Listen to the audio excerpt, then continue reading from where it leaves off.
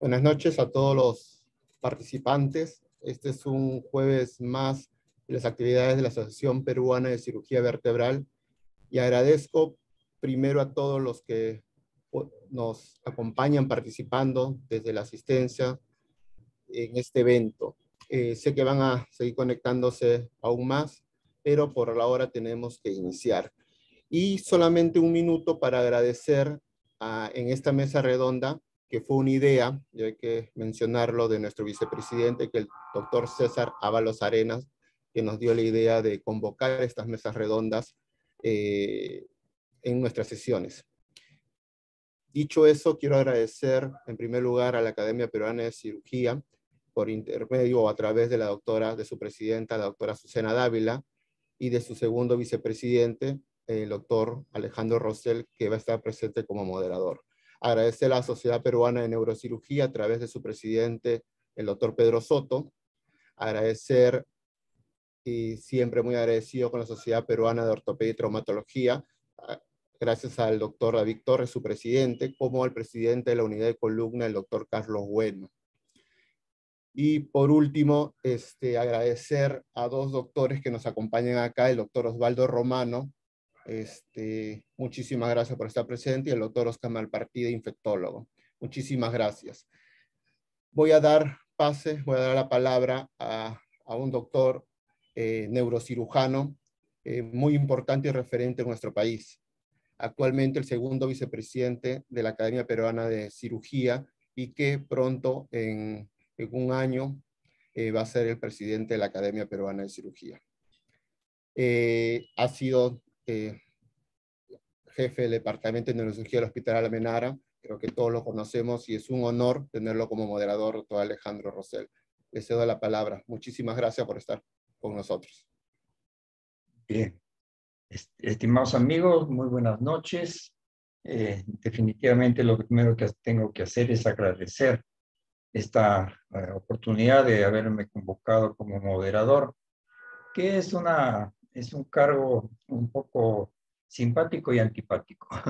Simpático porque indudablemente tengo que hacer una muy breve presentación de los expositores, de los invitados, y antipático porque le voy a pedir que se ciñan lo más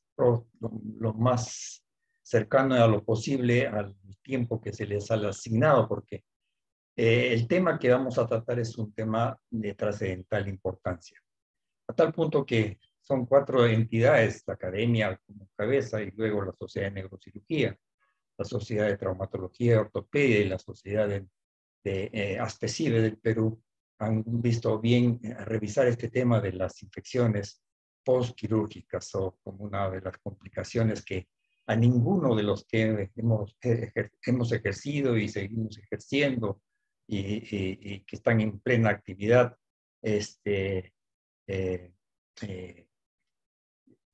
le agrada o le es fácil de conducir un caso que se le complique con una infección. Bien, los invitados por demás quiero en primer lugar agradecer la presencia de nuestro colega, el doctor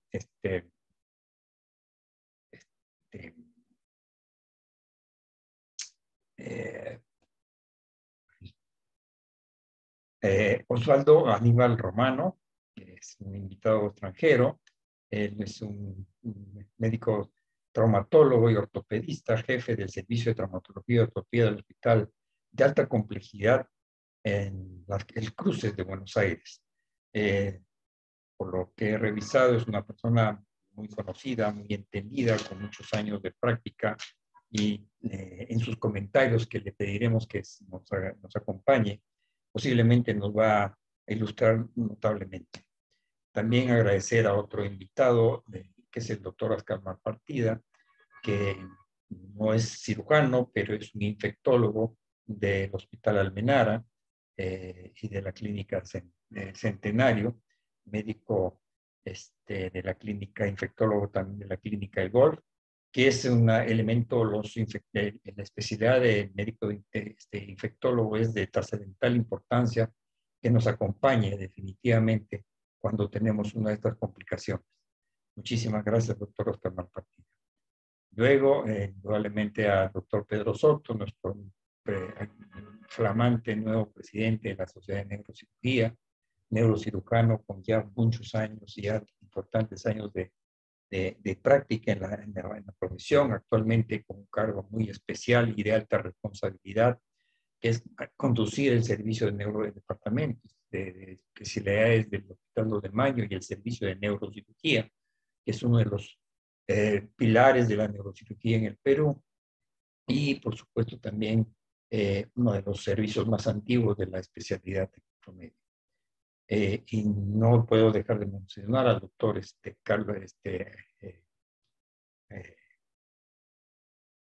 Carlos Cárdenas, médico traumatólogo, ortopedista, que tiene una pasión por la cirugía de columna, con una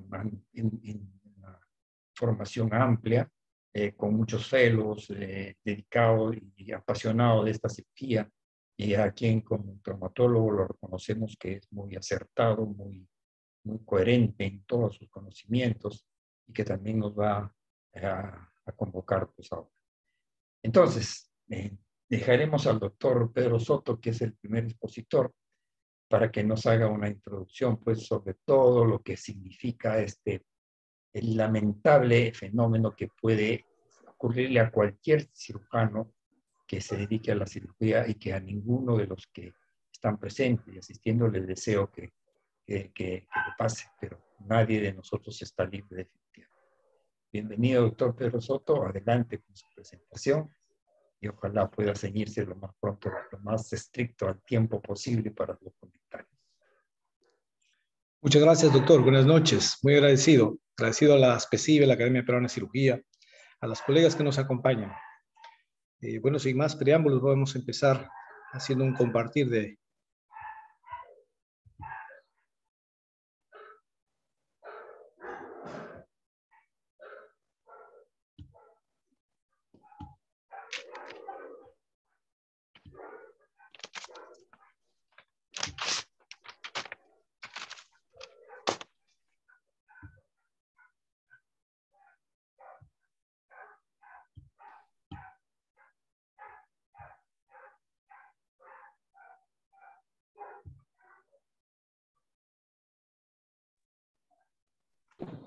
Noches.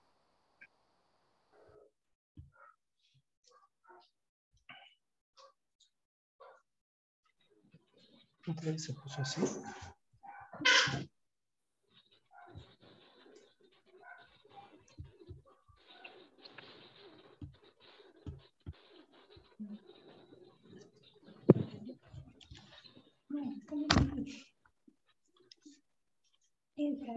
No puedo entrar.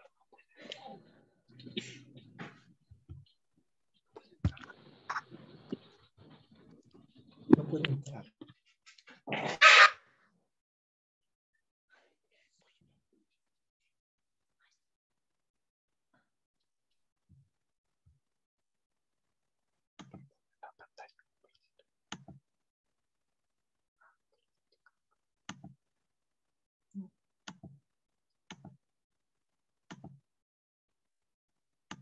No se ve.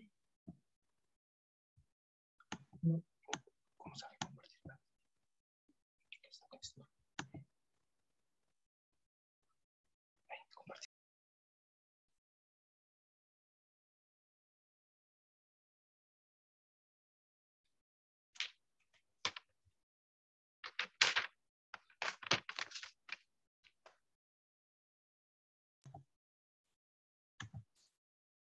¿Están viendo el video? Sí, ya está la pantalla, perfecto. Ok. Ahora sí se ve. Ok. Perfecto. Entonces vamos a tratar un agradecimiento extremo a SPECIBE por esta invitación y a los colegas presentes, al maestro Alejandro Rosell, al doctor Oscar Malpartía, al doctor Carlos Cárdenas y al doctor Osvaldo Román. Bueno, vamos a definir básicamente espondilodiscitis, osteomielitis vertebral. Es una infección que es poco frecuente, que va a afectar a las vértebras y los vasos intervertebrales. Nos vamos a referir a la espondilodiscitis posquirúrgica, la que nos atañe a los cirujanos de columna, fundamentalmente en relación a que se presenta posterior a un evento quirúrgico realizado. Las formas clínicas básicas y clásicas son la hematógena, la postquirúrgica, básicamente con inoculación directa de bacterias tras una cirugía o por un trauma. Epidemiológicamente, de 2 a 4% del total de los casos de osteomielitis, afectando a la población adulta entre los 50 a 60 años, predominantemente varones. Hay algunos factores predisponentes como enfermedades propias como la diabetes, la inmunodepresión y las neoplasias. Alcanza una incidencia anual entre 0.5 y 2.5 casos por 100.000 habitantes. Epidemiológicamente también se está viendo una incidencia mayor en vista de que tenemos un incremento de los procedimientos quirúrgicos espinales ahora con instrumentación, también por un envejecimiento de nuestra población y también porque se ha incrementado la adicción a drogas por vía enteral. Obviamente hay bacteriemias de origen urinario de catéter que en algunos pacientes, sobre todo inmunodeprimidos, diabéticos, pueden conducir a infecciones cuando son instrumentados. Los 3 mecanismos básicos de acceso es una bacteriemia desde un foco séptico distante, per se, la inoculación directa, siempre que hay material contaminado, mal esterilizado o material que ha sido manipulado de una manera inadecuada dentro del procedimiento quirúrgico. Y por contigüidad, con una extensión de infecciones de vecindad. Patogénicamente, la forma clínica más común presentada es la hematógena, que es secundaria a infecciones urinarias de piel asociadas a un paciente que tiene una predisposición bien de una inmunodepresión, de una neoplasia o de alguna diabetes no tan bien controlada.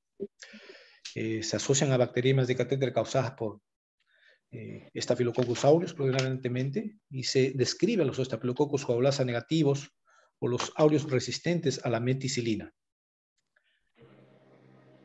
37 al 53% de los casos no tenemos un origen primario cuando empezamos a dar tratamiento y tratar de identificar el origen causal.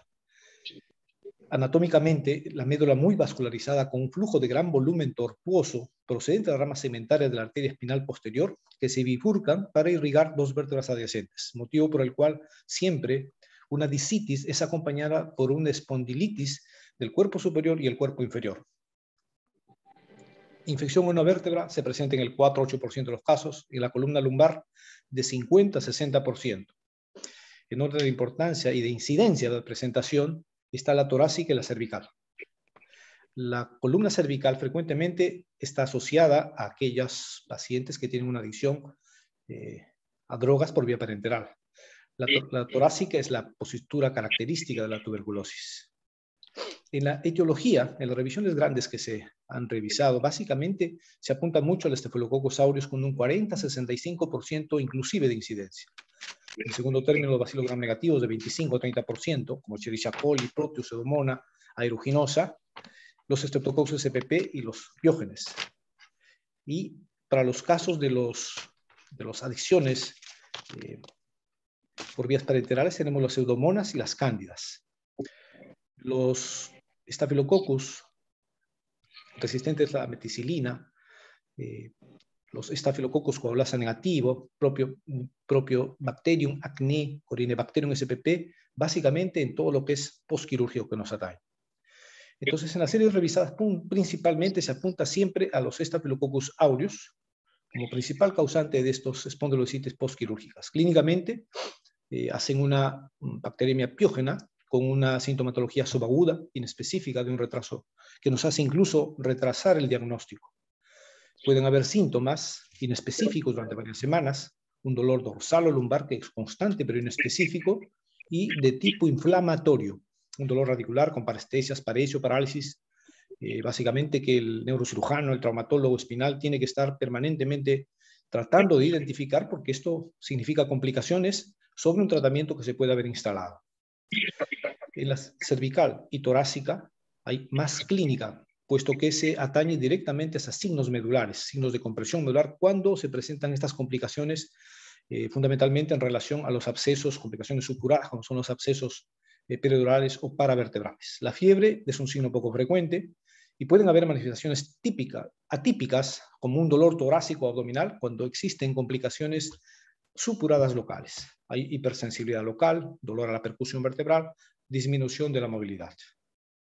Del punto de vista analítico y en los exámenes de laboratorio básicos, es importante definir que específicamente hay elevación de los reactantes de fase aguda, como son la velocidad de sedimentación globular y la proteína C reactiva.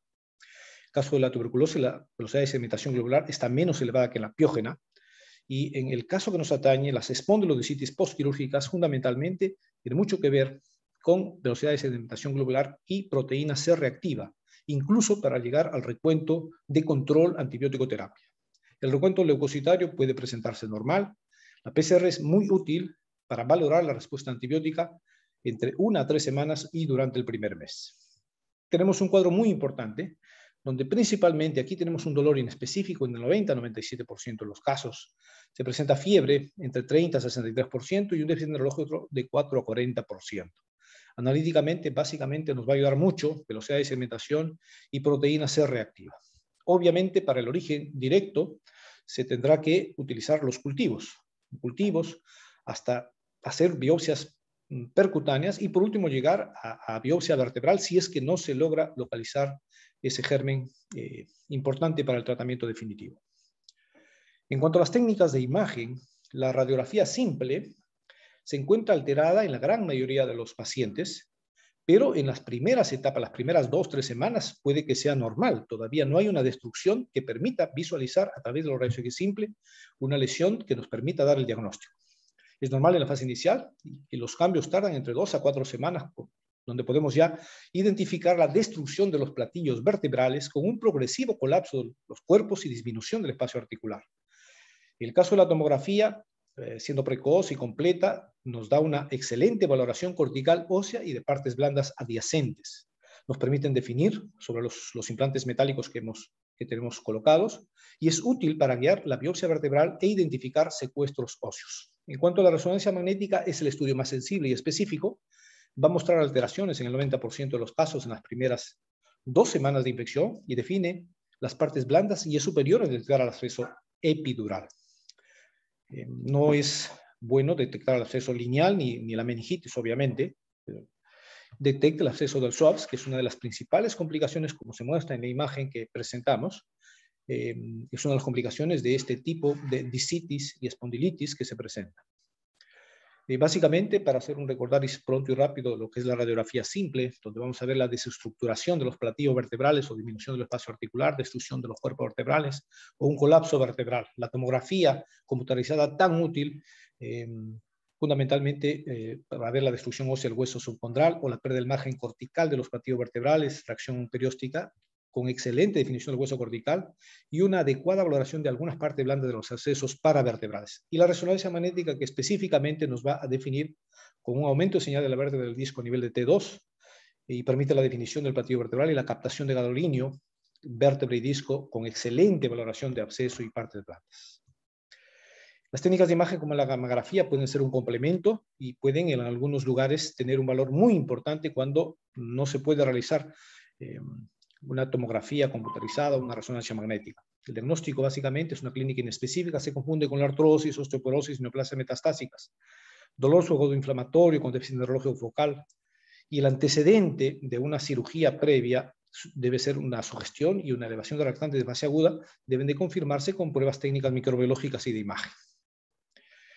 El drenaje percutáneo quirúrgico de un absceso que se pueda encontrar en las imágenes o paravertebral da el diagnóstico microbiológico y los cultivos del foco de origen cutáneo son muy importantes. Cuando hay cultivos negativos, el diagnóstico microbiológico quedará por biopsia vertebral, bien sea percutánea guiada o por una biopsia quirúrgica. Tenemos ahí los porcentajes que se pueden dar en ambos casos.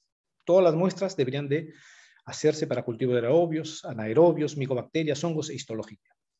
Tratamiento básicamente es erradicar la infección y mantener la función mecánica de la columna. La terapia antimicrobiana y la cirugía, 10 a 25% de las veces tienen que ser utilizadas para realizar por fin el tratamiento óptimo y complejo de esta patología. Debe haber una atención especial a la situación neurológica para detectar tempranamente las complicaciones como son la compresión medular o un absceso epidural o paravertebral. Las recomendaciones terapéuticas aquí se basan en modelos experimentales, en estudios retrospectivos y en opinión de expertos. tenemos que en el tratamiento es una escasa penetración por los osteomielitis. La inflamación, la isquemia, la necrosis, la formación de secuestros óseos hacen que no sea tan fácil que el antibiótico ingrese hacia los sitios de descarga positivos para infección. Es necesario entonces un tratamiento prolongado de altas dosis por la vía parenteral. Hay gran variedad de organismos implicados y una larga duración del tratamiento hacen esencial el diagnóstico etiológico. De manera empírica, tiene que darse tratamiento hasta que se espere el cultivo, el resultado microbiológico específico. Una vez establecido el diagnóstico microbiológico, la terapia se modifica según los resultados que identifique el estudio microbiológico y el antibiograma. La mayoría de estudios y guías recomiendan que sea un tratamiento endovenoso entre 4 a 6 semanas, pero la destrucción ósea y los abscesos pueden ser de valoración para que el tratamiento se pueda prolongar hasta la 8ª, 10ª semana. La terapia antimicrobiana debe mantenerse hasta conseguir una respuesta clínica óptima favorable con una mejora del dolor y de la movilidad. El adecuado drenaje y el debridamiento del tejido inflamatorio para mejorar la perfusión tisular y asegurar la estabilidad y dinámica de la columna. ¿Cuándo es que indicamos? ¿Cuáles son las indicaciones para hacer esto? 1. Cuando hay una compresión medular secundaria a un colapso vertebral y o una inestabilidad de la columna. 2. Cuando necesitamos hacer drenaje de complicaciones supuradas como un absceso epidural o un absceso paravertebral. 3. Cuando fracasa nuestro tratamiento médico y vemos que las curvas de reactantes de fase aguda, como la velocidad de sedimentación globular, proteína C reactiva, siguen en alza. Y 4, cuando el diagnóstico necesita hacerse y se tiene que ir a hacer una biopsia vertebral para hacer una debridación y reconstrucción. El foco primero de infección es el cuerpo vertebral. Vía de acceso anterior sigue siendo la más efectiva, como es una toracotomía o una laparotomía. La fijación con instrumentación según la inestabilidad por la parte posterior, no material protésico sobre el tejido inflamado. El drenaje y la fijación pueden ser simultáneos en los tiempos. La aplicación de injertos óseos facilita la fusión vertebral y mejora la estabilidad. La toracoscopía, la laparoscopía, el drenaje transpedicular o la disectomía percutánea siguen siendo un patrón importante para hacer la debridación respectiva. Aquí tenemos un recuento de una serie donde principalmente se ve cómo el debridamiento anterior sigue a una estabilización posterior para tratar de no colocar material metálico en el tejido inflamado. El dolor es constante y precisa una analgesia adecuada con antiinflamatorios y opiáceos. El reposo inicialmente es absolutamente necesario y los corsés ortopédicos producen un cierto alivio del dolor y mejoran la movilización. En cuanto a evolución y pronóstico, dolor y la fiebre de la contractura, todo es en relación a la respuesta clínica favorable según la antibiótico-terapia y la necesidad de ir a hacer una debridación, un retiro de material. La terapia antimicrobiana debe mantenerse hasta tener una muy buena respuesta y normalización de los parámetros analíticos, tratando de definir que no existan abscesos epidurales paravertebrales de SOAPS o meningitis. 5 a 15% de los pacientes pueden recaer en los primeros meses, aún con aquellos que tienen una destrucción vertebral o presentan abscesos.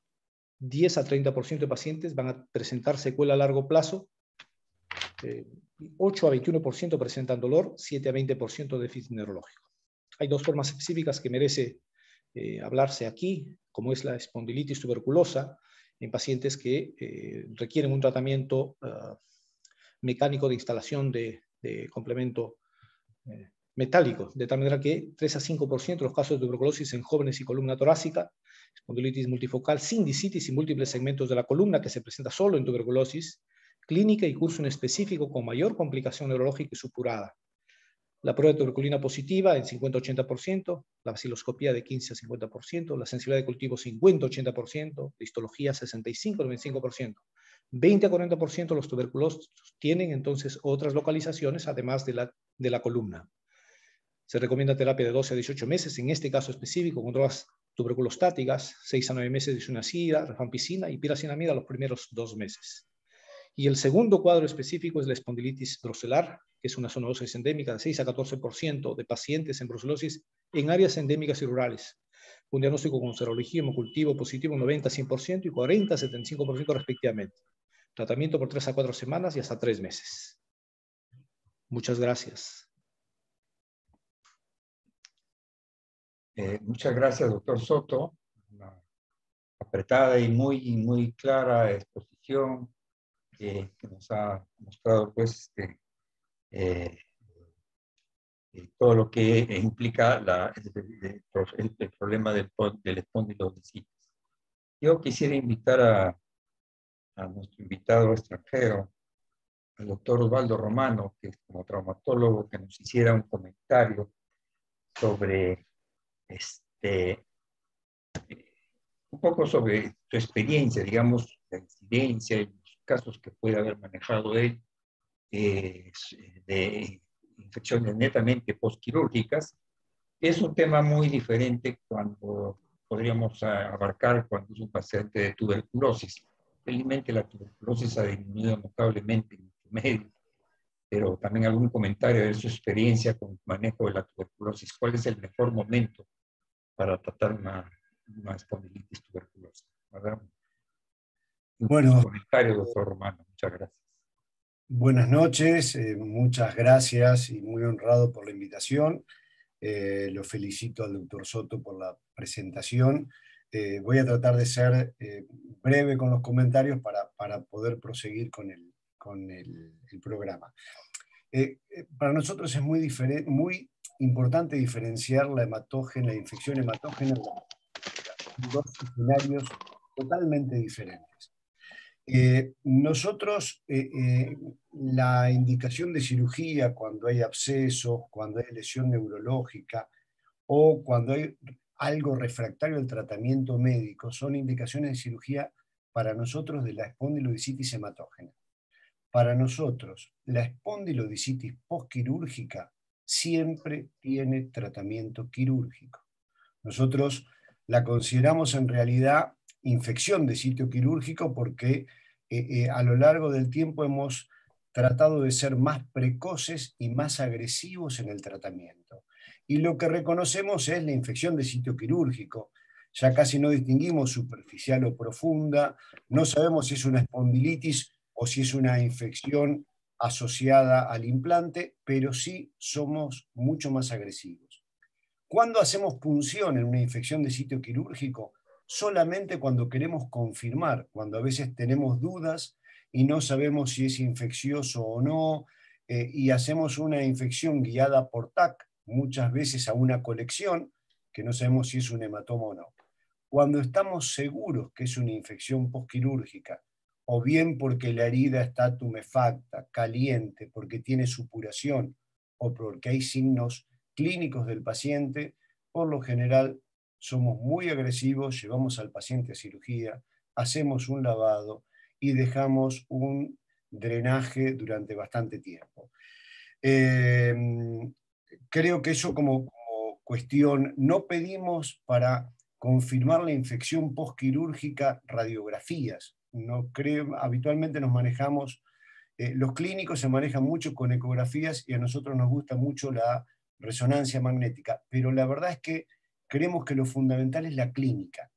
Si uno sospecha que un paciente tiene una infección, si está seguro, lo lleva a cirugía, y si no sospecha, se hace una punción y se cultiva para confirmar si está infectado. Y si está infectado, vamos rápidamente a hacerle un debridamiento y un lavado. Con respecto a la tuberculosis, la brucelosis, la verdad que nosotros no hemos tenido. Con respecto a la tuberculosis, seguimos teniendo, y es un dolor de cabeza importante. Todos los años tenemos un par de 2 o 3 infecciones tuberculosas. Y para terminar, nosotros hace un tiempo, cuando sobre 700 cirugías, valoramos casi 50 infecciones. Tenemos una tasa alta.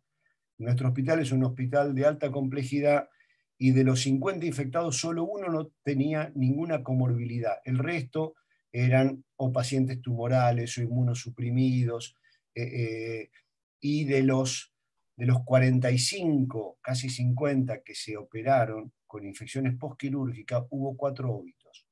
Eran pacientes muy comprometidos, pero creo que la infección postquirúrgica uno no tiene que subestimarla, es una complicación muy importante.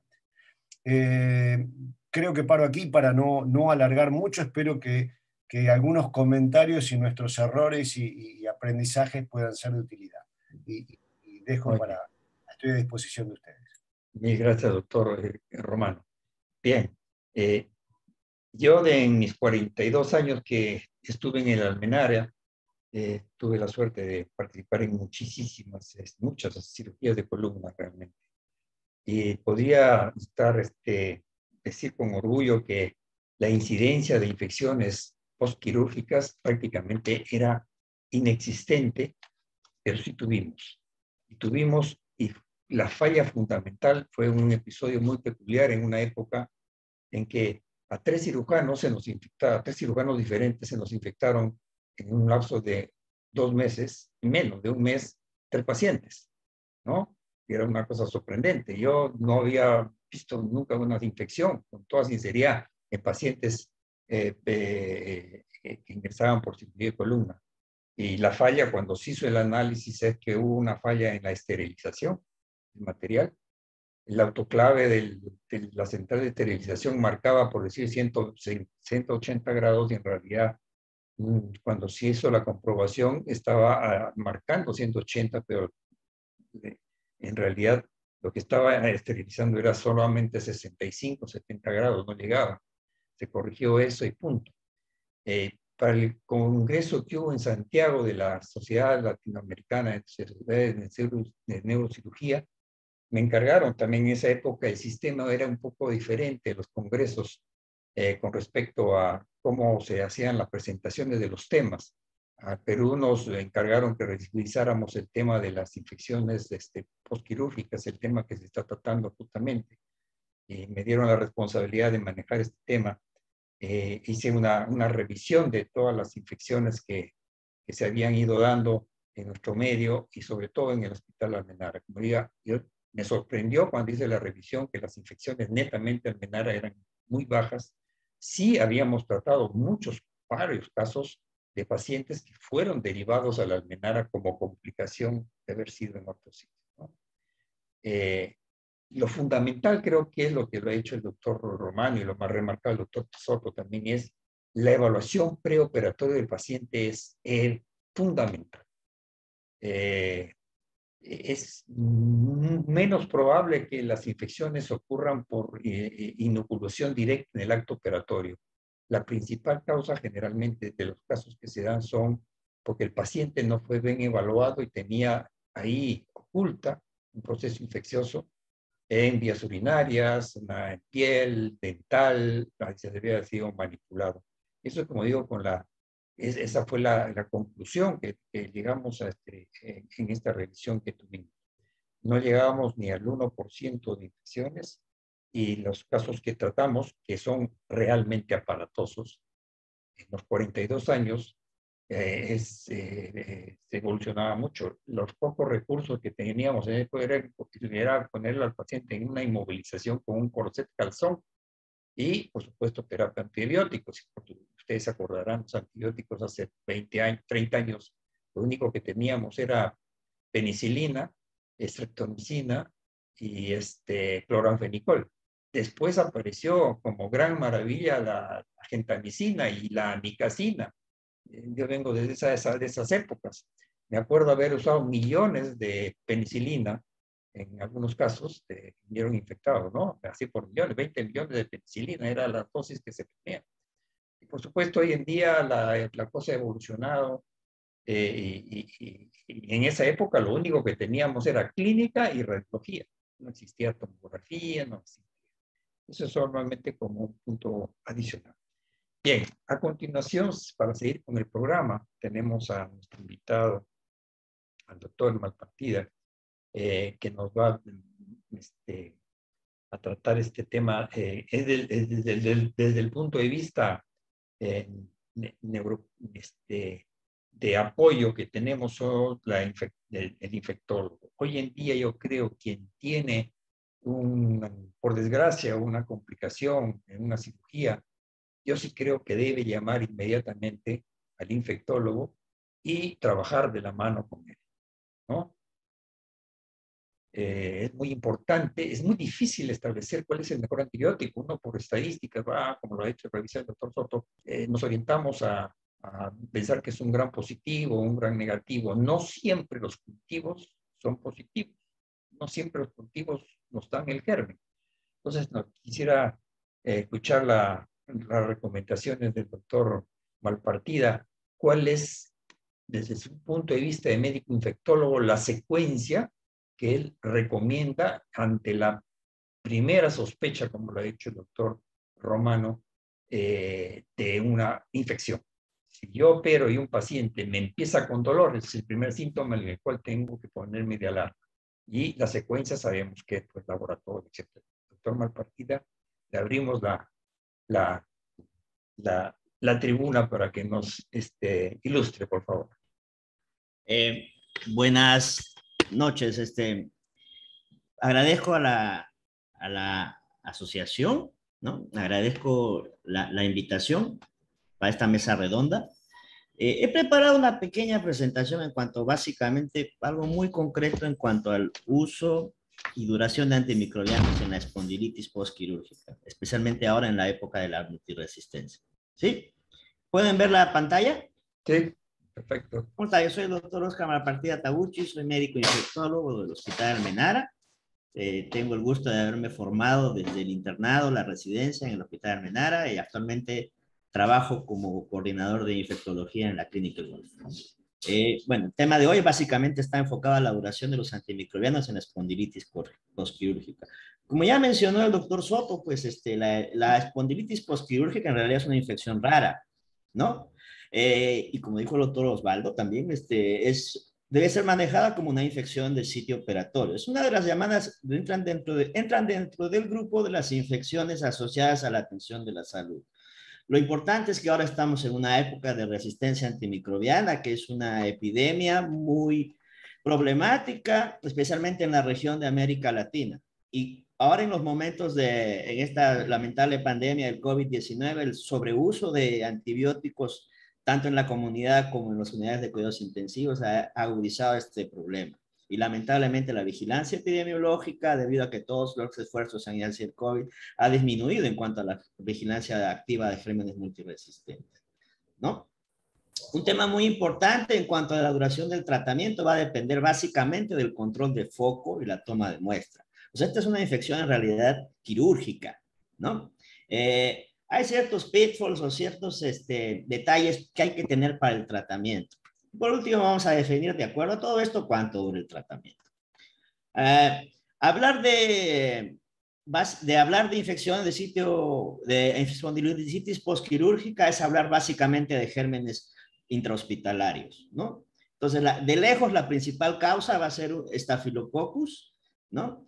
Por la capacidad de formar membranas, la capacidad de formar abscesos y biopelículas o biofilms, ¿no? El más agresivo de todos estos y el más común es el Staphylococcus aureus.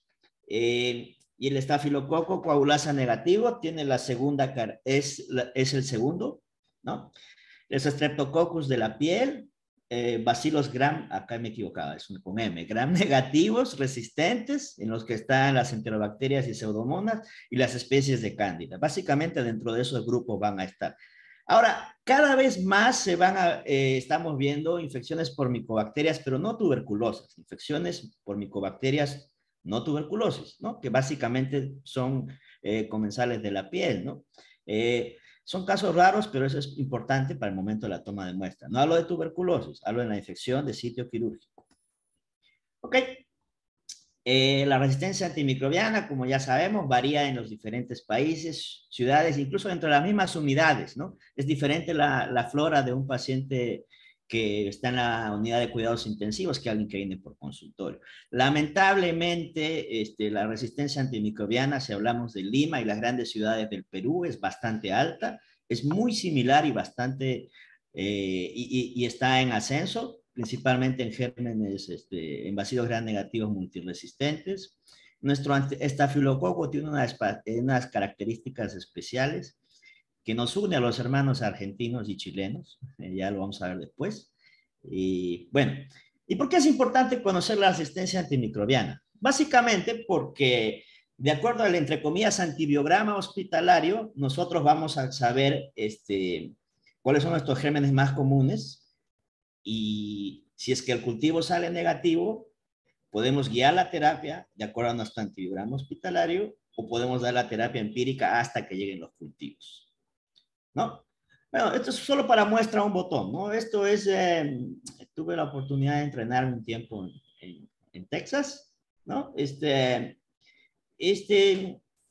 O sea, es muy importante ver que la evidencia, como dijo el doctor Soto, pues es muy escasa y en realidad viene de estudios retrospectivos y estudios clínicos pequeños, ensayos clínicos pequeños, o viene de infecciones que no son espondilitis posquirúrgicas, sino son infecciones de válvula nativa o espondilitis hematógena.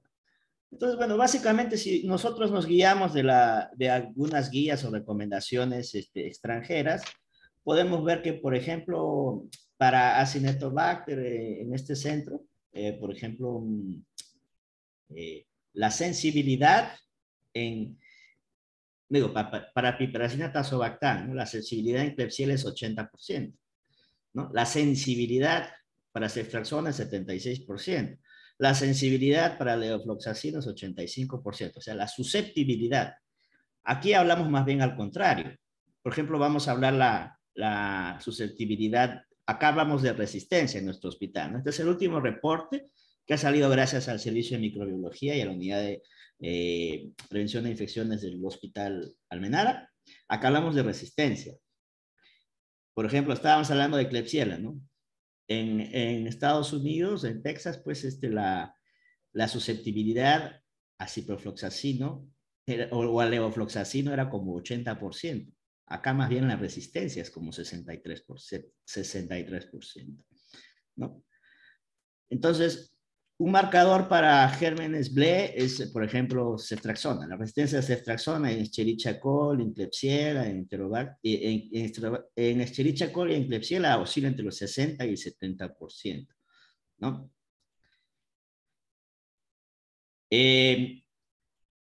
Dentro del hospital, la mayoría de Staphylococcus aureus dentro de nuestro hospital son resistentes a oxacilina, casi un 70%. Los Staphylococcus epidermidis casi en su totalidad son resistentes a meticilina.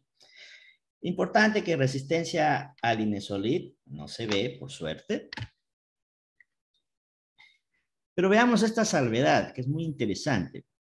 El Bactrim, el trimetoprim sulfametoxazol, que es una droga que tiene muy buena biodisponibilidad oral, y las tetraciclinas, dentro de la cual se encuentra la doxiciclina, tienen muy buena susceptibilidad en los estafilococos intrahospitalarios. ¿Y eso por qué? Porque básicamente el Staphylococcus aureus que circula en Perú, la principal cepa, es la cepa llamada chileno-cordobesa, ¿no? Que tiene una sensibilidad muy buena a Bactrim y a tetraciclina, ¿no? Eso nos da una opción importante para tratamiento ambulatorio si es que no aislamos el cultivo, ¿no?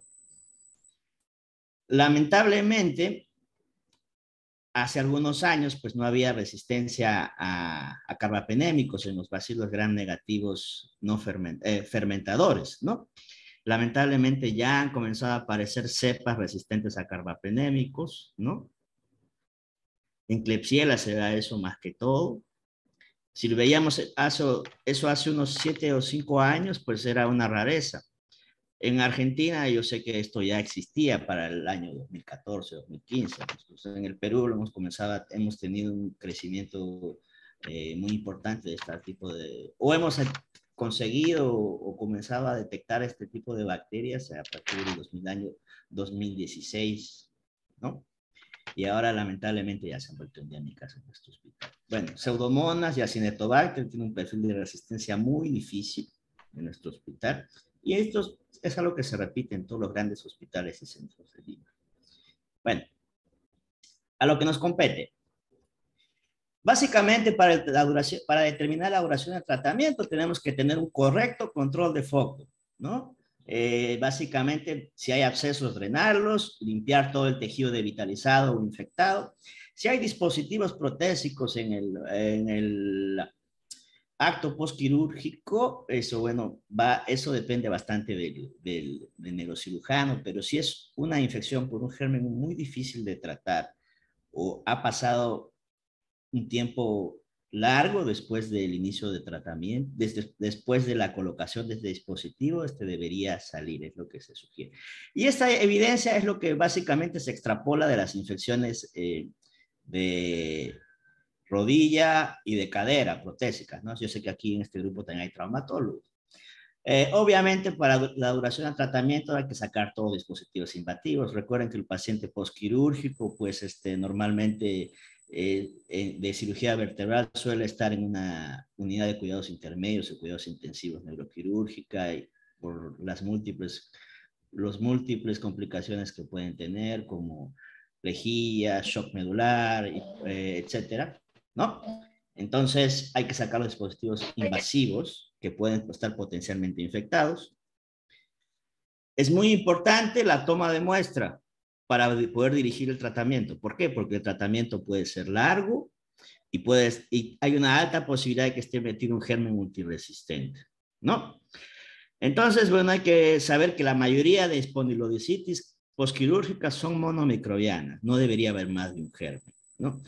Es muy importante tomar cultivos de tejido, ¿no?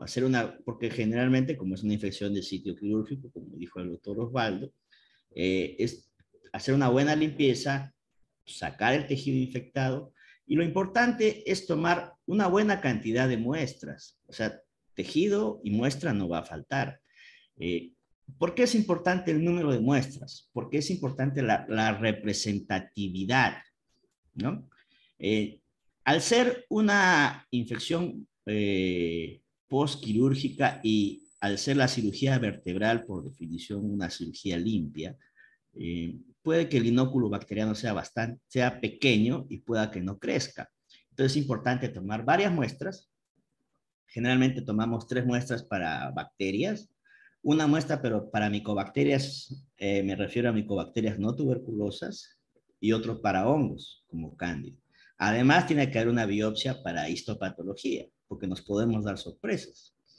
Si hay abscesos, obviamente, y la cirugía está contraindicada en estos pacientes, o es una zona es una zona difícil de abordar, pues si hay un absceso, se puede tomar la muestra de ahí y drenarlo, ¿no? Y es importante que sean enviadas y sembradas lo más pronto posible. O sea, el laboratorio, idealmente se deberían inocular ahí mismo en sala de operaciones, ¿no? Pero si no, es llevarlo lo más pronto posible al laboratorio. ¿Ok? Bueno, ¿cuáles son los pitfalls para el tratamiento? Básicamente la evidencia sobre la duración del tratamiento es escasa. Si nos basamos en los estudios que sustentan cuánto debe durar el tratamiento, pues vamos a ver que, por ejemplo, la guía de tratamiento de la Asociación de Sociedades de Enfermedades Infecciosas de Norteamérica, la guía que tenemos tiene bajo nivel de evidencia y se refiere básicamente a infecciones de vértebra nativa, ¿no? Los ensayos clínicos que tenemos son muy pocos y en realidad la mayoría también son para espondilitis hematógena, ¿no? Entonces, bueno, ¿qué otros problemas tenemos para el tratamiento? Ya dije la resistencia. Es muy importante que si hay un dispositivo protésico en la columna, si no se puede sacar, tenemos que tenerlo en cuenta para decir cuánto va a durar la cirugía. Generalmente en pacientes que tienen dispositivos protésicos asociados a una infección por gram positivos, una recomendación es añadir rifampicina por su muy buena penetración a los biofilms, ¿no? Idealmente, bueno, el tratamiento en este caso tiene que ir guiado por un infectólogo, ¿no? Vamos a las pautas de tratamiento. Bueno, este cuadro es sacado de la guía de ITSA de tratamiento de espondilitis de vértebra nativa. No es para que, no lo voy a pasar uno por uno, solo para que vean que básicamente la duración de tratamiento ya no, solían ser bastante largas las pautas de tratamiento, 12 meses, 6 meses, 3 meses, pero actualmente la evidencia nos dice que aproximadamente el tratamiento debería ser alrededor de 6 semanas. Algunos gérmenes En particular, ya sabemos que Staphylococcus aureus es el más común. Básicamente, si es MRSA, el tratamiento ideal es vancomicina. La dosificación tiene que ser dada por el infectólogo de acuerdo a un nomograma especial que usamos la creatinina, el peso del paciente. Si es un Staphylococcus aureus meticilino sensible, el tratamiento de elección debe ser oxacilina o cefazolina. Recordemos que si tienes un estafilococo meticilino sensible y tú le das vancomicina, los resultados van a ser peores, ¿no? O sea, oxacilina o cefazolina, o sea, las penicilinas antiestafilocócicas o las cefalosporinas de primera generación son más efectivos contra Staphylococcus aureus meticilino sensible. Entonces, si tú tienes un estafilococo meticilino sensible, no le pongas vancomicina, ¿ok? Porque básicamente el outcome, el resultado va a ser peor, salvo que haya alergia a beta-lactamo. Bueno, cuando hablamos de enterobacterias productoras de BLE, el carbapenem es la terapia de elección, punto, ¿no? Ya estamos en coli BLE, Klebsiella BLE, el carbapenem es la terapia de elección, ¿no? Acá una muy buena opción es ertapenem, está apareciendo como muy buena opción porque nos va a servir básicamente para una vez que tengamos el fuego controlado, debido a la resistencia antimicrobiana, es el único carbapenémico que se da una sola vez al día. Eso da la opción para que nuestros pacientes, una vez que tengan el foco controlado y no tengan indicación de tratamiento, puedan continuar con el tratamiento de ertapenem de manera ambulatoria. Este es un tema bastante denso, que es las enterobacterias productoras de carbapenemasas en los bacilos no fermentadores. O sea, estamos hablando de Pseudomonas y de Acinetobacter. Básicamente, en esos casos, cuando nos vemos dentro del hospital, nos encontramos con un antibiograma que de verdad da miedo.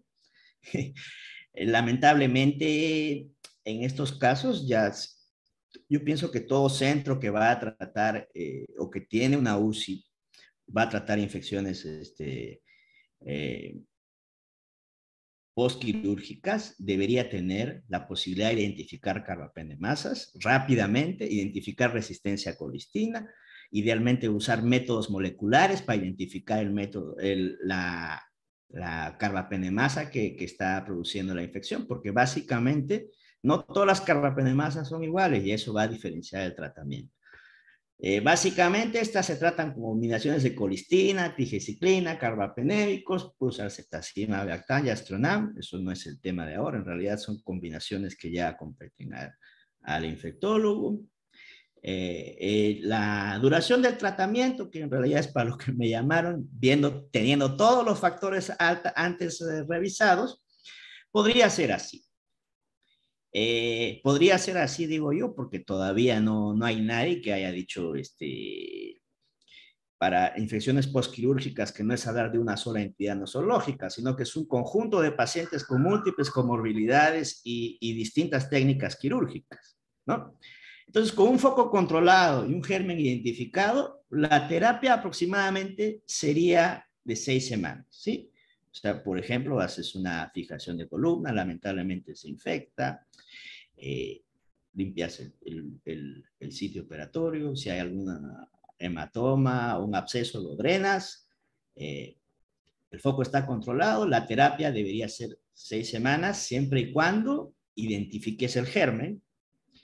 El seguimiento, básicamente, no lo vamos, obviamente el seguimiento es clínico, en el seguimiento vamos a ver signos inflamatorios, de complicaciones del sitio quirúrgico, como abscesos, nuevos déficits neurológicos. Y el seguimiento del laboratorio debe ser básicamente con proteína C reactiva y velocidad de sedimentación, no con imágenes, porque la terapia, la imagen de elección, obviamente, en cirugía de columna es la resonancia. Pero la resonancia es un método tan sensible que no va a notar, no va a detectar cambios en un tiempo corto. Entonces, solo se deben pedir imágenes si hay sospecha de complicación. O sea, si el paciente desarrolla nuevo deterioro clínico, nuevos signos de déficit neurológico, signos de flebosis, ¿no? Y en esos pacientes se piden las imágenes para detectar complicaciones, que básicamente son abscesos fístulas, que son sospechas de complicación de la infección o persistencia de la infección, ¿no? La convención, básicamente, el consenso es que demos 2 semanas por lo menos de tratamiento endovenoso y luego descalamos a vía oral si es que el antibiograma nos lo permite. Si hay un germen multiresistente, por ejemplo MRSA, o el foco no ha sido totalmente controlado, la duración puede ser hasta 8 o 12 semanas. Puede extenderse aún más, obviamente, debido al seguimiento clínico, pero básicamente las pautas de tratamiento cada vez se van acortando más. Hay que tener en cuenta los antimicrobianos que tienen muy buena penetración a hueso, no olvidemos Bactrim, doxiciclina, estos son los que tienen, obviamente, que están disponibles vía oral. La rifampicina, en el caso de que estamos hablando ahora en espondilodicitis postquirúrgicas, su utilidad sería en pacientes con dispositivos protésicos, ¿no? Pero es muy importante solo dar rifampicina en nuestro país si es que hemos descartado que una infección está asociada a tuberculosis, porque podemos generar multiresistencia, ¿no? Obviamente en la espondilitis postquirúrgica no es el caso, pero estoy hablando de otras tipos de espondilodicitis. O sea, no usar rifampicina hasta que no hayamos descartado que haya tuberculosis activa, o sea, que no sea una tuberculosis osteoarticular. Clindamicina penetra muy bien, las fluoroquinolonas penetran muy bien, pero lamentablemente la resistencia es bastante alta. O sea, estos antimicrobianos básicamente solo los vamos a poder usar cuando tengamos germen aislado, ¿no? Bueno, para terminar tenemos 2 ejemplos para reforzar un poco los múltiples factores que hay que tener en cuenta. Tenemos un varón de 64 años que tiene signos y síntomas de infección de sitio operatorio. O sea, hay dolor, signos flogóticos en el hueso y el disco vertebral, ¿no? Se le hace una cirugía, se hace el control de foco, se toman los cultivos y se encuentra un Staphylococcus aureus meticilino resistente, ¿no? Entonces, ¿cómo lo vamos a tratar? Le vamos a dar 2 semanas de tratamiento endovenoso con vancomicina, ajustado según el nomograma. Como tiene una buena respuesta clínica y disminuye la proteína C reactiva y la velocidad de sedimentación de manera progresiva, se le descala un tratamiento con una buena biodisponibilidad, que en este caso sería Bactrim, 2 tabletas 2 veces al día por 6 semanas adicionales y el paciente se considera como curado. El ejemplo 2, tenemos una dama de 80 años, igual que se le ha hecho una fijación de columna, lamentablemente hace síntomas y signos de infección de sitio operatorio en el hueso y en el disco. Se le realiza un control de foco completo y crece una Escherichia coli productora de Blé. Esta señora pues tenía vejiga neurogénica debido a una diabetes mal controlada. El tratamiento en este caso, con una evolución, con un control de foco bueno, con una buena evolución de reactantes de fase aguda, serían 6 semanas de tapener endovenoso, ¿no? No tendría que estar hospitalizada necesariamente las 6 semanas, podría ser ambulatoria la paciente. Ahora, ya solo para terminar, entonces vemos que en realidad lo que nosotros tratamos no son casos, no son enfermedades, lo que tratamos son pacientes en realidad, y cada paciente el paciente neuroquirúrgico de columna vertebral es bastante complejo, ¿no? El paciente, entonces, es bien difícil que nosotros encontremos en la práctica clínica o en la literatura científica la opción ideal, perfecta para cada paciente, la opción perfecta para cada paciente. Vamos a encontrar la mejor opción para la situación que tiene, ¿no? Entonces, cuando uno acaba la facultad, pues dice, yo cuando sea médico me voy a comprar un Maserati, ¿no? Italiano. Pero en realidad vemos que para la ciudad de Lima, que hay tanto tráfico y yo solo necesito ir del trabajo a la casa, me alcanza con un Fiat 500, un fitito, ¿no? Entonces, ambos hacen el trabajo, ¿no? ambos hacen el trabajo. Esto será para, disculpen la broma, ¿no? Esto será para un colega quirúrgico y esto es para un colega infectólogo, pero ambos hacen el trabajo. Entonces, dentro de todas las limitaciones que podemos encontrar, hay que encontrar siempre la mejor opción para el paciente. Eso es todo. Okay. Mil gracias, doctor Malpartida. En esta exposición brillante, realmente le agradecemos la colaboración y su participación en esta sesión conjunta. Y lo que queda en claro hoy en día, lo que salta aquí a vista es la importancia grande que tenemos hoy en día es de trabajar en equipo. El mejor resultado vamos a obtener ante una complicación como la que se nos podría presentar es convocar a las personas que conocen el tema, que manejan el tema, y no lanzarnos empíricamente a recetar antibióticos a rajatabla pensando en que sabemos todo. Si hoy en día, si queremos tener resultados positivos, yo creo que lo mejor es recurrir siempre a las personas que están empapadas, enteradas y que tienen interés por conocer esta patología. En el Almenara le agradecemos al doctor Malpartida, porque indudablemente para nosotros, para el Departamento de Neurocirugía es un gran apoyo y él muestra siempre mucho interés en apoyar. Y le agradecemos mucho y en función al tiempo creo que después al final de repente tenemos alguna pregunta. Ha sido tan clara su posición, tan didáctica, que que le agradecemos inmensamente. Bien, pasamos entonces ahora a un tema bien peleagudo también. Trataré el doctor Carlos Cárdenas, un apasionado por la cirugía de la columna, bastante experiencia, un tema que se presta también a mucha discusión. ¿Cuándo retirar los implantes? ¿Cuáles son las indicaciones realmente que se tienen en base a las revisiones que se hacen de los papers que se presentan?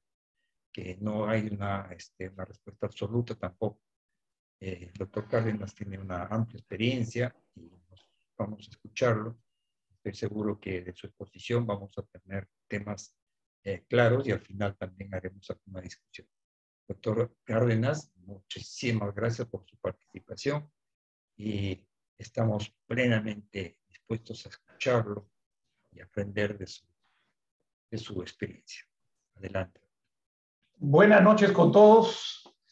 Un saludo ver a viejos conocidos, doctor Rosell, un honor, doctor Romano. ¿Me escuchan bien? Sí, perfecto.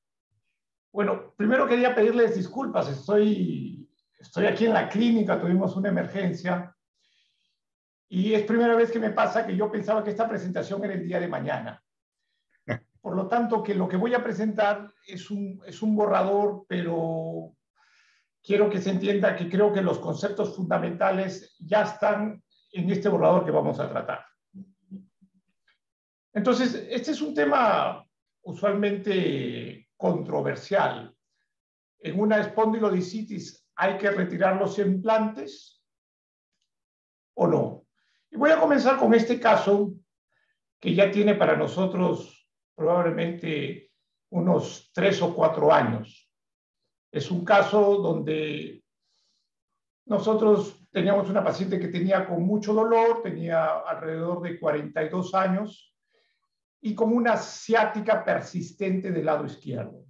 Bueno, nosotros decidimos hacerle una cirugía y le hicimos una cirugía de instrumentación de L2 a sacro y como ven con 2 cajas intersomáticas de tipo TLIF transforaminales, tratando que queden lo más anterior para conservar el balance que tenía. Bueno, la paciente va muy bien, pasan 2 semanas y después de 2 semanas me llama y me dice, doctor, se me ha comenzado a salir un poquito de secreción y la herida está un poco edematizada. Entonces yo le digo, ven inmediatamente a la emergencia y lo que hacemos es inmediatamente un estudio de resonancia que están viendo y vemos una colección que parece que es principalmente superficial, pero nos sugiere que también podría haber una colección ya en el plano profundo. Nuestra primera etapa siempre es hacer una limpieza, tomar cultivos y siempre tratar de mantener los implantes. Y es lo que hicimos. Sin embargo, la paciente con el paso de los días comenzó a empeorar. No solo en el cuadro de mal estado general hacia febrícula, sino que comenzó a presentar un dolor intenso en la zona lumbosacra. Cada vez que se paraba o trataba de cambiar de posición, el dolor era muy, muy severo. Entonces, vimos la resonancia, conversamos con los radiólogos y ellos pensaban que la caja en el espacio L5S1 esto era una colección y estaba infectada. Y ellos se ofrecieron y nos hicieron una punción biopsia bajo tomografía. Y ya en esta punción se ve un segundo problema. Ya hay una osteolisis temprana y los tornillos de sacro están sueltos e inclusive esto aparentemente es una fractura de pedículo. Entonces tenemos una situación compleja, una paciente con 3 semanas de evolución, con una espondilodicitis, aflojamiento de tornillos, fractura de pedículos y una probable caja intersomática infectada. Entonces, a todos los que nos ha pasado un cuadro de infección, sabemos que es una complicación muy aparatosa y de muy difícil manejo. Y ahí nos comenzamos a hacer todas las preguntas de qué es lo que hacemos, retiramos los implantes, los mantenemos, los cambiamos, qué hacemos con los injertos, etc. Entonces, el objetivo de esta presentación es revisar qué nos dice un poco la literatura y revisar conceptos que se han ido cambiando a lo largo de los últimos 20 años. Voy a mostrar algunos casos en nuestra experiencia y trataré de, no sé si está la diapositiva, de dejarles un mensaje para llevar a casa. Entonces, cuando tenemos una espondilodicitis, nuestro objetivo va a ser primero tratar de eliminar esta infección, pero debemos tratar de preservar la estructura vertebral y si ésta se ha dañado, debemos tratar de reconstruir. Entonces, necesitamos obtener una estabilidad si es que se ha perdido. Obviamente, debemos evitar un déficit neurológico y aliviar el dolor, que usualmente es la principal molestia de los pacientes. Entonces, hay tratamientos conservadores, hay tratamiento quirúrgico. El tratamiento quirúrgico generalmente está reservado cuando hay compromiso neurológico, cuando no hay una adecuada respuesta al tratamiento médico o cuando tenemos inestabilidad y o deformidad postinfecciosa. Y en la literatura hay inclusive artículos de tratamiento quirúrgico sin instrumentación y hay otros con instrumentación. El primer concepto que debemos tener siempre en cuenta, que lo que produce una espondilodicitis es destrucción. Las piógenas más rápidamente, por ejemplo, las de específicas un poco más lento, pero esto va produciendo destrucción y generalmente va produciendo deformidad. Y esto en conjunto produce un dolor severo. Puede producir molestias neurológicas, pero lo principal va a ser dolor. Este es un concepto que nosotros usamos mucho, es un concepto de la escuela ortopédica sobre el tema que la inestabilidad favorece la persistencia de infección. Y esto tenemos mucha bibliografía que nos respalda en infecciones en fémur, en tibia, y esto se traspola totalmente para la cirugía de columna vertebral. Entonces, por ejemplo, es un caso un caso de hace más o menos un año. Es un paciente que ingresa a la clínica, ingresa con compromiso del sensorio. Entonces es un paciente que va a UCI para que traten de investigar la causa de ello. Pero después de una semana despierta y el paciente despierta con un síndrome de caudequina, anestesia insignia de montar, con una vejiga neurogénica. Y lo que nosotros vemos aquí es, claro, tiene un canal estrecho severísimo y en el segmento 4-5 esta probablemente es la causa de la caudequina, pero en el segmento inferior tiene una espondilodicitis. Entonces, nosotros en este tipo de casos, esta es una tomografía, creo que hay mucho respaldo en la literatura y lo que nosotros básicamente hacemos es una instrumentación. En este caso no usamos cajas porque pensábamos que el problema principal era la caudequina y en general la evolución de estos pacientes es bastante buena. Rápidamente mejora el dolor lumbar y la infección es como que comienza a avanzar. Lógicamente, esto va en conjunto con un tratamiento antibiótico, con toma de cultivos, etc. Cuando comenzamos a revisar literatura sobre el tema, lo primero que les tengo que decir es que este es un tema muy controversial y hay literatura para todos los gustos.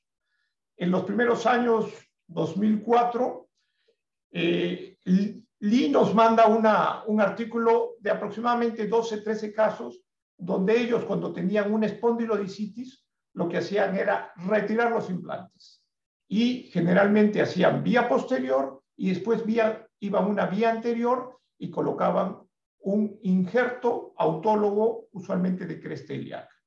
Y ellos reportaban muy buenos resultados en sus 12 o 13 pacientes.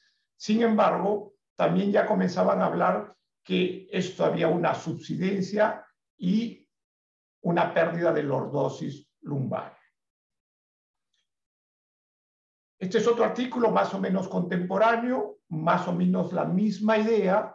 Si tenemos infección, hay que retirar los implantes y en este caso ellos muestran algunos casos que a pesar del retiro de implante, ellos logran artrodesis en más o menos el 50% de sus casos. Pero miren que esto ya en 2007 va cambiando. Esta ya es una serie un poco mayor, una serie de aproximadamente 25 casos, ya con uso de tornillos y en ese tiempo se hacía mucho PLIF. Y ellos hablan que no es necesario retirar los implantes, que ellos habían tenido éxito en el 90% de los casos con un debridamiento, a veces debridamientos múltiples, y con buen tratamiento antibiótico parenteral. Si revisamos detalladamente estos artículos, no son muy específicos de tiempo de duración de la infección, de qué tipo de antibiótico, etc.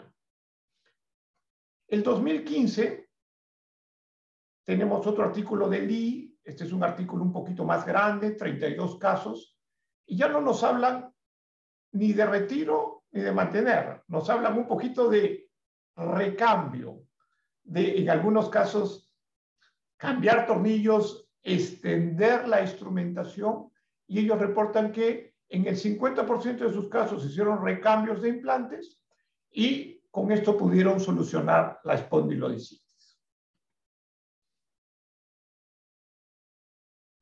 Artículos más recientes, 2019, nos hablan ya de un grupo mayor, 51 infecciones, y ellos nuevamente, el 96% de los casos preservaron los implantes, con debridamientos agresivos y tratamientos antibióticos parenterales en promedio de 6 a 8 semanas. Pero ellos ya diferenciaban algo que se ve repitiendo en los artículos últimos. Es muy diferente una infección temprana que una infección tardía.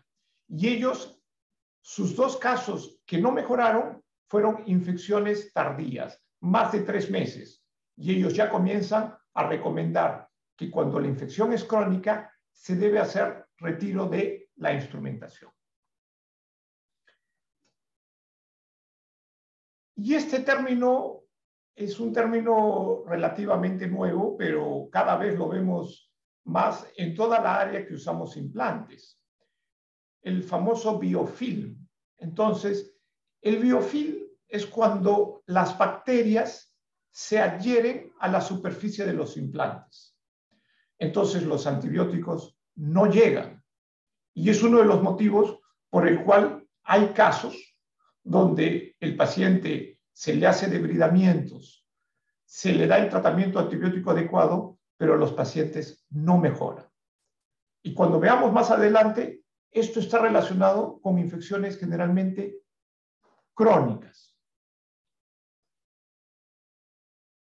Bueno, este es otro caso que nosotros tuvimos hace algunos años, una escoliosis del adulto con laterolistesis, mucho dolor. Le hicimos una instrumentación parecida al caso anterior. No llegamos al sacro porque estaba sacralizado. Y lo mismo, infección. 3 semanas después, mal estado general, la herida se pone roja y nuestra conducta que hemos aprendido es ser un poco agresivos.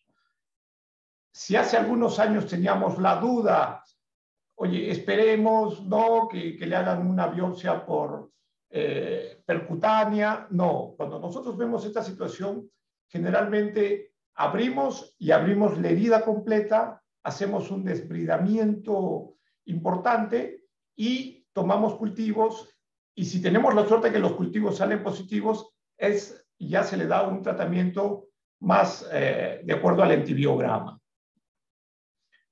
Cultivo negativo, que es una cosa que a nosotros nos ha pasado de forma repetitiva, y nuevamente la infección va produciendo que en el segmento inferior los tornillos se comienzan a aflojar, se comienzan a soltar. Entonces, en estos casos, lo que hacemos nosotros es extender la instrumentación. Y recibe el tratamiento antibiótico y esta paciente, solo con un desbridamiento y una segunda cirugía para extensión de la artrodesis, fue bastante bien y la vemos ya después de algunos años con los implantes in situ y con una buena consolidación. Y también tenemos casos que no nos ha ido tan bien. Este es una escoliosis idiopática del adolescente, donde hacemos una instrumentación y esta chica fue perfectamente bien. Y me llama, me acuerdo mucho porque estábamos en el Perú en la cuarentena estricta. Y la mamá me dice, doctor, mi hija se ha comenzado a quejar de un dolorcito en la parte baja de su cicatriz. Entonces le digo, bueno, que tome un analgésico. Y después de 4 días me dice, se está abriendo y está comenzando a salir una secreción. Bueno, entonces esta chica viene emergencia, se le hace una resonancia y estamos hablando de un caso que 9 meses después comienza a ser una infección en la parte baja, pero luego se comienza a extender a la parte alta de la columna.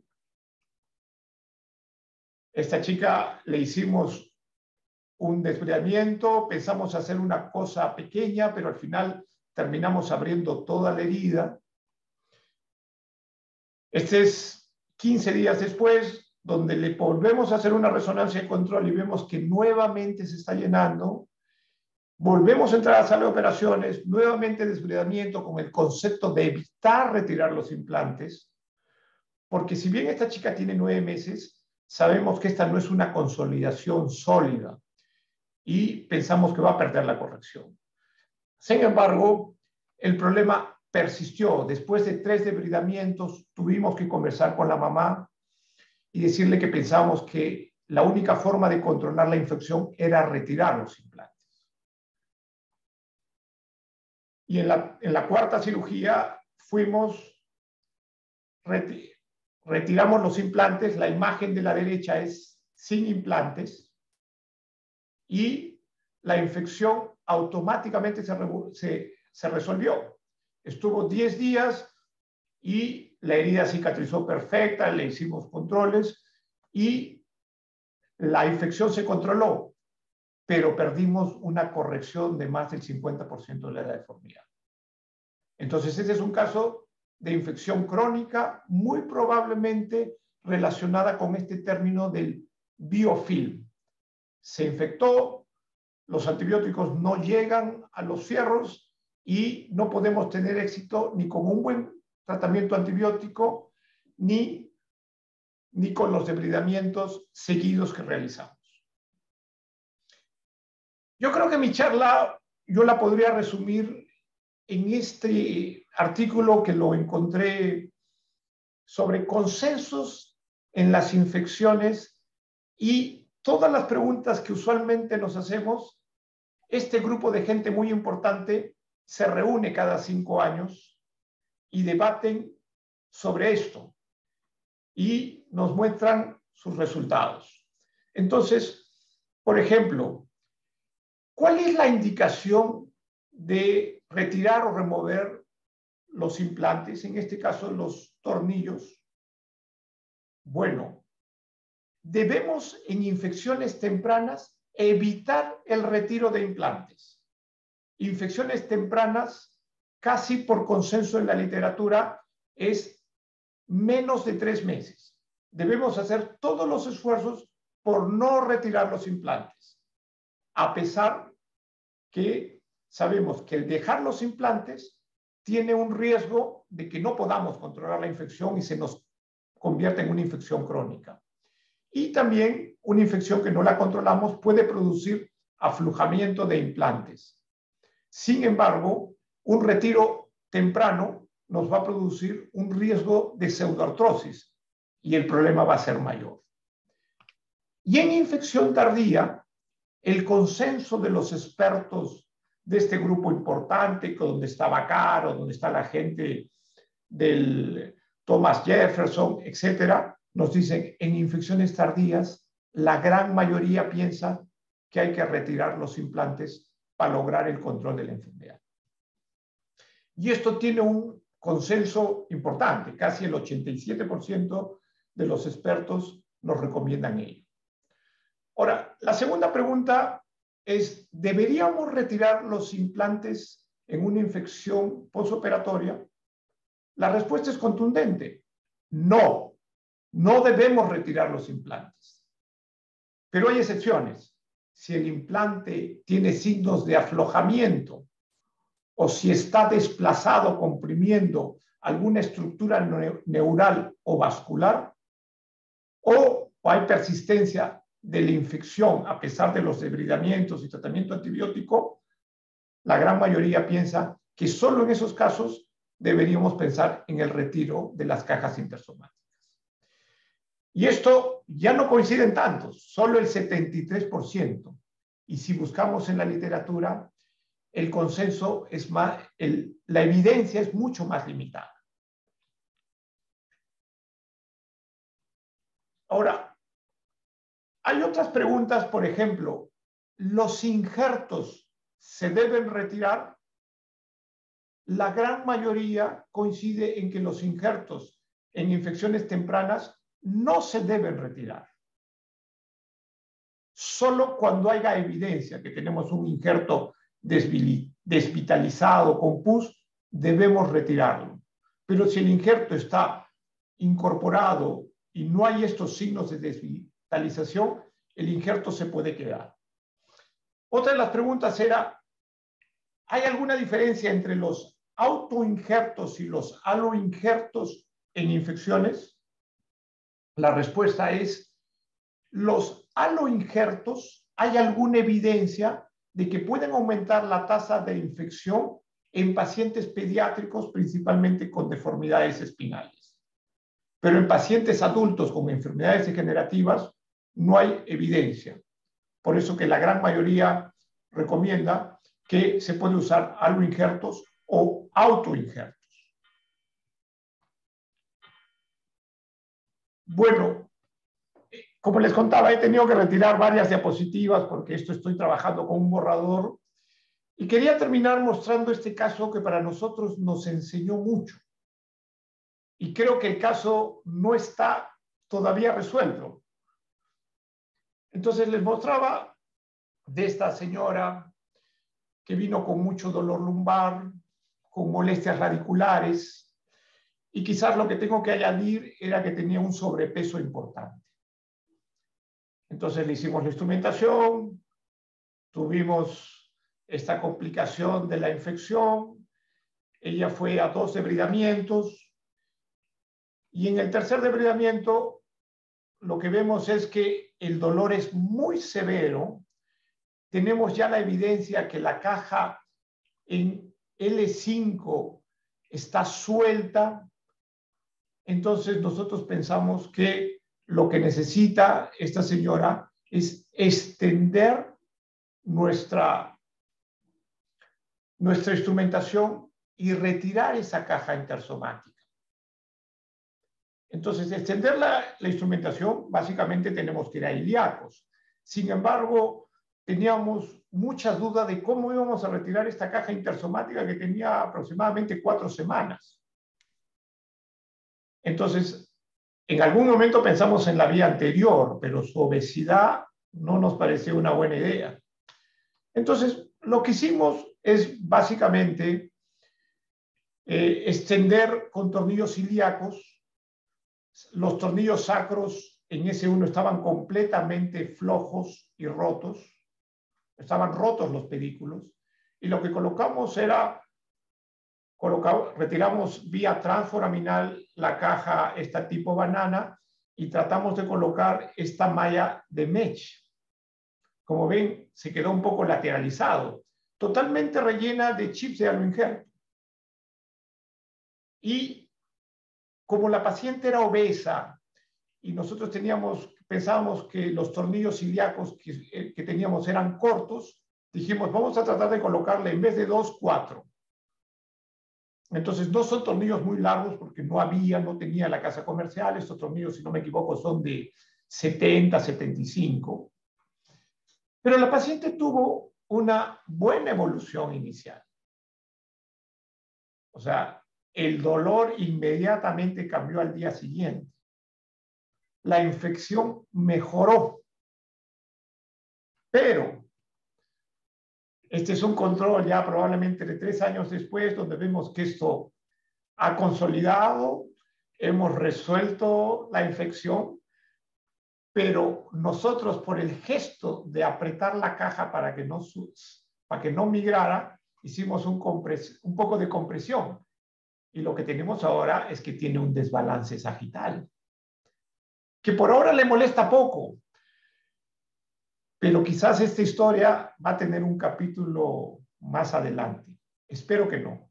Y el otro problema que tuvimos, que al colocar esa caja mesh por vía transforaminal, la paciente se quedó con un dolor neuropático de aproximadamente unos 6 meses de muy difícil tratamiento, pero después evolucionó bien. Mi diapositiva del mensaje para llevar a casa la resumiría de la siguiente manera. Actualmente tenemos que diferenciar lo que es una infección temprana de lo que es una infección tardía. La literatura nos habla que el tiempo para diferenciarlas es más de 3 meses es infección crónica, menos de 3 meses es infección temprana. En las infecciones tempranas debemos evitar el retirar los implantes. Debemos ser muy agresivos. Ante la duda, nosotros pensamos, con el consenso de la literatura, que hay que entrar, limpiar, tomar muestras, nunca quedarnos con la duda, no démosles tratamiento, después vemos si lo abrimos o no. 2, las cajas intersomáticas deben retirarse cuando comprimen estructuras neurales o vasculares o cuando hay evidencia que están sueltas. La instrumentación, en algunos casos, se puede extender, como el que han visto. Y, por último, se puede usar aloinjerto y autoinjerto de manera segura. Todo lo que les he dicho es más o menos el resumen que yo he encontrado y entiendo que muchos de estos puntos son todavía controversiales. Muchas gracias. Bien. Muchísimas gracias, doctor Carlos Cárdenas. Una excelente presentación, con esta presentación de casos, problemas. Indudablemente, cuando uno tiene un problema de esta naturaleza, es un verdadero dolor de cabeza, y lo único que queda para el cirujano es afrontar con la mayor tranquilidad, con la mayor con el mayor apoyo de los colegas adjuntos, como son el médico infectólogo y los otros colegas que participaron en la cirugía. Bien. ¿Algún comentario, doctor Osvaldo Romano, con respecto a retiro o no retiro? La presentación hoy en día, gracias a la tecnología, pues uno puede en corto tiempo embeberse notablemente sobre lo que se está haciendo y las publicaciones y las revisiones de casos que hay, etc. Comentarios, doctor Romano. Sí, yo quería felicitarlo tanto al doctor Malpartida como al doctor Cárdenas. Las presentaciones fueron muy buenas. La presentación del doctor Cárdenas, yo creo que coincido absolutamente en todo lo que ha dicho, suscribo a todo. Quisiera hacer solamente 2 o 3 comentarios. Uno, es cierto que las infecciones crónicas tienen mucho más, son más refractarias al tratamiento, más difíciles de tratar si uno no retira el implante.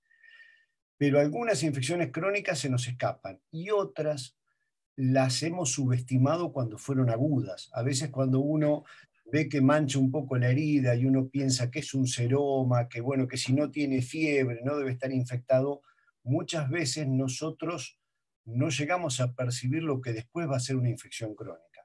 Entonces, estoy totalmente de acuerdo con él, cuando uno está convencido que tiene una infección, debe ser muy agresivo inmediatamente. Y si uno no sabe si está infectado o no, o duda, siempre punzar y mandar a cultivar ante la menor duda, porque es preferible tratar una infección, tratarla agresivamente que dejarla pasar. Hay un médico argentino que ha estudiado mucho temas de infecciones, Alejandro Steverlin. El doctor Bazán recién comentaba algo, porque él estaba utilizando implantes con plata para mejorar estas infecciones. Hay algo que aprendimos de él y que tenía que ver con el tema también del biofilm, que también trató Cárdenas. Antes nosotros a las infecciones las lavábamos nada más. Ahora, si hay implantes, creo que uno debe cepillarlo, debe tratar de retirar el biofilm y este médico nos ha demostrado con sus estudios que el lavado solo no alcanza.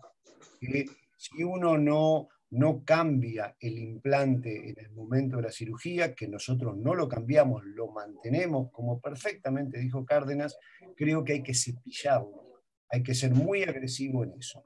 Él está utilizando implantes de plata, a veces tiene, para aquellos que hacen traumatología, es algo similar a cuando en cadera se saca una prótesis y se pone un espaciador con cemento. En lugar de utilizar un espaciador con cemento, suele utilizar tornillos con plata y tienen mejor, digamos, son más resistentes a una nueva infección. Y el último comentario es el abordaje multidisciplinario, creo que es fundamental. Nosotros tenemos en nuestra estadística un 10% de infecciones postquirúrgicas sin germen, que incluso operándolo, haciendo el debridamiento, mandando cultivo, no logramos cultivar nada. Y un 10% del 90% que tuvimos gérmenes, que tuvieron más de un germen. Repito, tenemos una población un tanto especial, con muchos pacientes inmunocomprometidos, trasplantados, con muchas comorbilidades. Pero creo que el abordaje multidisciplinario con el infectólogo es clave, porque hasta tanto tengamos el cultivo ya empezamos con antibióticos y eso va a depender mucho del paciente y de la ayuda que tengamos de los clínicos y de los infectólogos. Creo que nada más. Vuelvo a agradecer la posibilidad de estar con ustedes y, bueno, y a felicitarlos por el nivel de las presentaciones. Bien, bien, muy buenas noches. Realmente ha sido una noche, una sesión, creo que muy didáctica, nos ha refrescado muchos conceptos, nos ha aclarado cada uno de los expositores la importancia del equipo, de trabajar en equipo con el infectólogo, con la gente que se dedica a cirugía de columna, trabajar en equipo para conocer, y esto de estar alerta, siempre no huir al paciente. A veces hay esa tentación de tratar de no darle importancia al paciente cuando empieza a sentir síntomas de dolor o algún indicio de inflamación.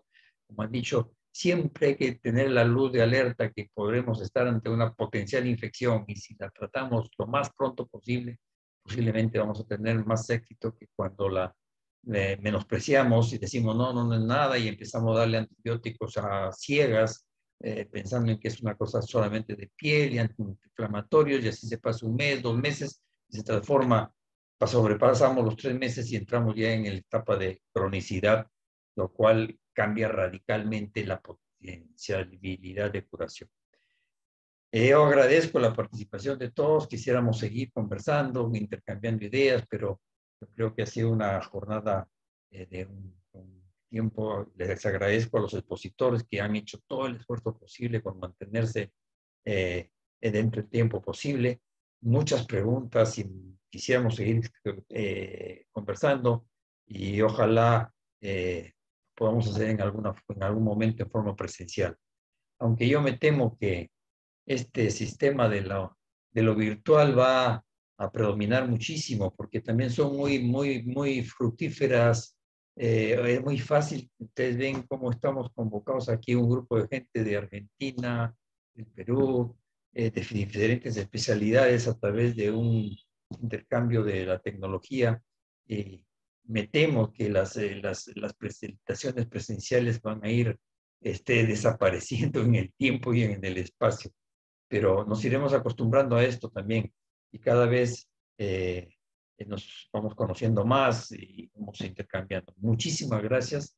Agradezco a las academias de cirugía, a SPECIBE, a la Sociedad de Neurocirugía y a la Sociedad Peruana de Neurocirugía, que han hecho posible esta reunión, de toda la gente que se dedica a la columna, que hoy es un grupo importante en nuestro país y que estamos teniendo resultados realmente muy halagadores, ¿no? Muchas gracias y muy buenas noches. Dejo al doctor Laos, que ha sido el convocador y quien dará la palabra de despedida final. Muchas gracias. Gracias a usted, y agradecerle, doctor Alejandro Rosell, por la excelente moderación, siempre tratando de que nos ocupemos exactos del tiempo. No me queda más que agradecer a los ponentes. El doctor Cárdenas, muchas gracias, a pesar del inconveniente que siempre vamos a tener como cirujanos de columna o como cualquier cirujano. Agradecer por su intermedio en la Sociedad Peruana de Ortopedia y Traumatología, agradecer al doctor Carlos Bueno, agradecer a nuestro invitado, el doctor Osvaldo Romano. Muchísimas gracias. Sé que por el horario está en Argentina, pero ha estado con nosotros acompañándonos. Al doctor Oscar Malpartida, un colega del Hospital Almenara que nos apoya con el tema de las infecciones postquirúrgicas.